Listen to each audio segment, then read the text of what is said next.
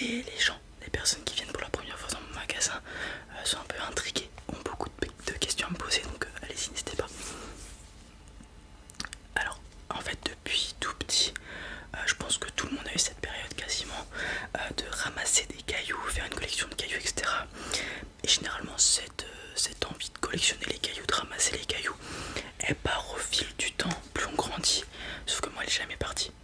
Donc, j'ai toujours rêvé, voilà, de pouvoir travailler dans ma passion. Voilà, c'est beaucoup d'imagination, de collectionner des pierres, on s'imagine des histoires, etc. C'est pour ça que j'aime beaucoup. Et donc j'ai réussi à faire donc, de cette passion un métier, grâce notamment au fait qu'il y ait d'autres gens comme moi qui sont passionnés de cailloux, de pierres en tout genre. On est quelques-uns en France à vivre entre guillemets de ça. Tout simplement, beaucoup de gens le font aussi par passion à côté de leur métier de base, mais on est quelques-uns, voilà, à pouvoir vivre de ça, notamment grâce à l'augmentation du nombre de personnes qui pratiquent la lithothérapie.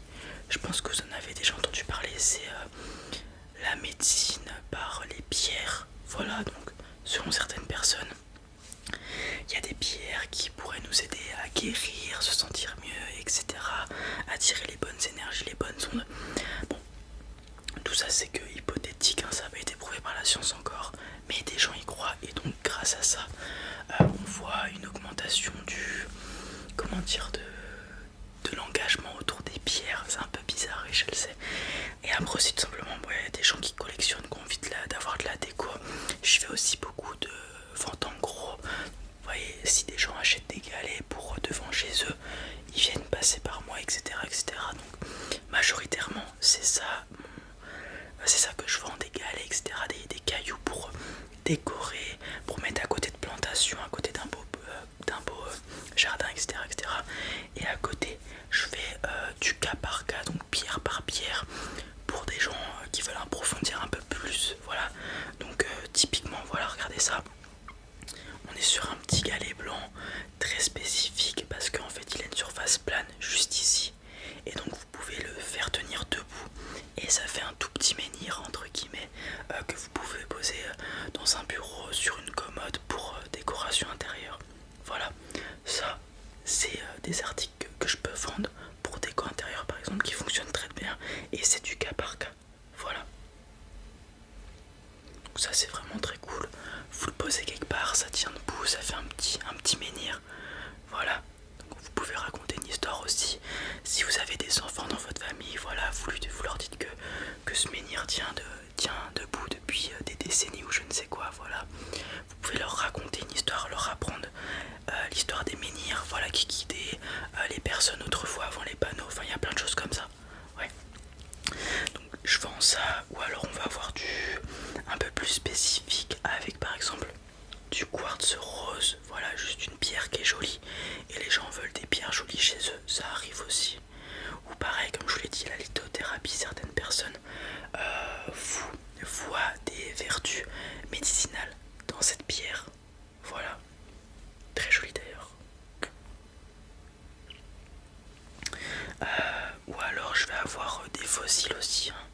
Donc là, regardez, tout petit. Ça on en trouve beaucoup à la plage. Alors c'est vraiment tout petit, hein, très très fin. Et c'est un fossile d'ammonite. Donc là en fait, la coquille est sur elle-même, mais vous pouvez scinder en deux. On en voit beaucoup à la plage, hein. Et à l'intérieur vous aurez donc le fossile de l'ammonite. Je pense que vous voyez ce que je veux dire. Voilà, des petits cailloux. Ça pareil, ça coûte vraiment pas très cher, quelques centimes. Et vous pouvez faire un petit cours d'histoire sur la préhistoire à vos enfants ou à des choses comme ça. J'ai parfois des professeurs qui viennent m'acheter des petits cailloux comme ça pour leur donner aux élèves et leur apprendre l'histoire, du coup, souvent des profs d'SVT d'ailleurs. Voilà. Voilà, c'est comme ça. Et comment je les trouve ces cailloux? Des fois j'achète, voilà, des cailloux sur internet, etc. Mais pour la plupart c'est vraiment lors de mes temps libres, donc les congés, les vacances, je me promène et je vais à la plage, donc pour trouver ces petits trucs là par exemple. Ou alors quand je vais en vacances, je vais en Ardèche des fois pour trouver ces galets, etc., ces pierres, voilà, dans des grottes. Enfin,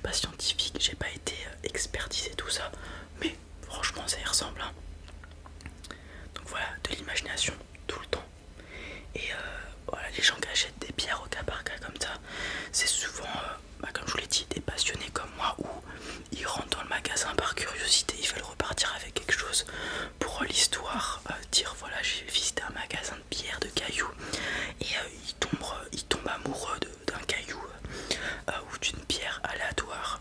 Là on va avoir une pierre un peu plus spécifique pardon, de l'arc rose. C'est une pierre rouge qui a une couleur assez rare dans les cailloux, donc il doit y avoir un petit peu d'oxyde de fer dedans, un petit peu de fer. Et donc c'est une pierre un peu granuleuse, sableuse, rouge. Voilà, ça c'est une pierre très spécifique, comme je vous l'ai dit. On a des passionnés de pierre comme moi, et donc si vous n'avez pas d'arc rose dans votre collection, vous venez ici et vous trouvez votre arc rose, tout simplement rouge. Voilà. En plus, en collectionnant les pierres comme ça, il y a plein de moyens de les classer. Vous les classez par type, par catégorie, j'ai envie de dire, donc arc rose, quartz, etc. Vous pouvez les classer par couleur, faire un arc-en-ciel. J'ai déjà été chez un ami qui collectionne une pierre comme moi et qui a une pièce assez spécifique parce qu'il range ses cailloux dans l'ordre de l'arc-en-ciel, enfin par couleur, par teinte. Donc ça part du blanc et ça change de couleur, tout. Ça passe du rouge au rose, c'est vraiment très très joli. Très dur à mettre en place parce qu'il faut trouver les bonnes pierres de la bonne teinte. Donc il passe beaucoup de temps à marcher ou aller dans les magasins comme le mien, bon il n'y en a pas beaucoup, et trouver ces pierres là. Après on peut retourner dans l'imagination avec ce gros galet encore une fois. Alors celui-là vous allez me dire, il n'y a rien du tout sur ce galet, c'est juste un énorme galet. Et en fait, moi j'ai créé une petite histoire avec ce galet parce que tout simplement il a vraiment une forme designée pour rentrer dans la main. Donc je me suis fait une petite histoire comme quoi c'était un outil préhistorique. Vraiment, je vais vous le faire essayer après, mais vous pouvez littéralement mettre votre pouce là qui rentre et mettre la main autour. Ça rentre comme un couteau dans du beurre. Et donc on peut s'imaginer que ça a servi pour concasser des choses, des graines, des choses comme ça.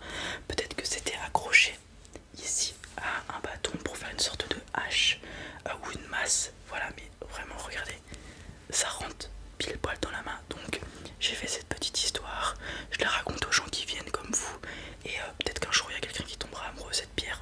Voilà, allez-y, essayez, vous allez voir, vous mettez le pouce ici et ensuite vous englobez la main autour, vous allez voir. Vous avez vu, c'est incroyable, non? Non, quand je l'ai ramassé cette pierre, j'ai tout de suite vu directement, je pouvais caler ma main là, même vous, je pense que vous l'avez vu directement. Vous avez vu, c'est assez fascinant. Donc vraiment on peut la prendre en main, elle est pas si lourde, elle est solide, donc vraiment pour concasser des graines ou autre chose. Vraiment, paf, incroyable. Voilà, c'est pour ça que je l'aime bien celle-ci, vraiment spécifique. Alors est-ce qu'elle a vraiment servi à des hommes de Cro-Magnon ou autre? Ça personne ne pourra me le dire, mais j'aime y croire, tout simplement. Après on peut tourner dans des pierres un peu plus esthétiques avec cette rose des sables par exemple. Vraiment une pierre assez spéciale, tranchante comme vous pouvez le voir. Donc elle ressemble un peu à une rose des sables. Pourquoi? Parce que la couleur fait penser au sable. Et moi je la trouve exceptionnelle parce que vraiment il y a des tranches qui partent de partout. Elle est vraiment assez spéciale. Et vous voyez elle est scindée ici. On peut voir le cristal à l'intérieur qui est assez marbré, assez marron. Vraiment c'est une pierre exceptionnelle je trouve. Attention quand même en la manipulant parce qu'on peut se couper ses gorges, il faut faire attention. Mais vraiment, regardez comment c'est magnifique. On se demande comment la nature peut créer ça des fois. Incroyable. Vous les appréciez? Vous voulez repartir avec? Il n'y a pas de souci. Vous avez vu, des fois on rentre, on veut repartir avec un souvenir de mon magasin parce que c'est pas un magasin atypique. Voilà, enfin, c'est un magasin atypique et du coup, souvent les gens ils repartent avec une petite pierre comme ça. Voilà. On part sur ça. Ok. Oui, vous pouvez visiter, il y a plein d'autres choses. Il y a d'autres roses des sables, il y a d'autres quartz. Le quartz a différentes couleurs. Là je vous ai présenté un rose, mais il y en a d'autres. J'ai des pierres de couleurs précieuses aussi, un petit peu d'émeraude, des choses comme ça. Des petits diamants aussi, j'ai plein de choses. Vous pouvez voir, j'ai d'autres fossiles. Il y a une catégorie fossiles si vous voulez voir. Et après voilà, vous trouvez. Ok, vous voulez que je la mette de côté en attendant que vous regardez? Pas de souci, je la mets de côté. Hop, voilà. Bah bonne petite recherche. Super, ça fait plaisir. Bonne recherche. Voilà les amis, c'en est tout pour cette petite vidéo assez particulière. J'y ai pensé, voilà, tout à l'heure je me suis dit que ça pouvait le faire parce que je savais que j'avais plein de cailloux, de pierres chez moi. Donc j'espère que ça vous a plu. Si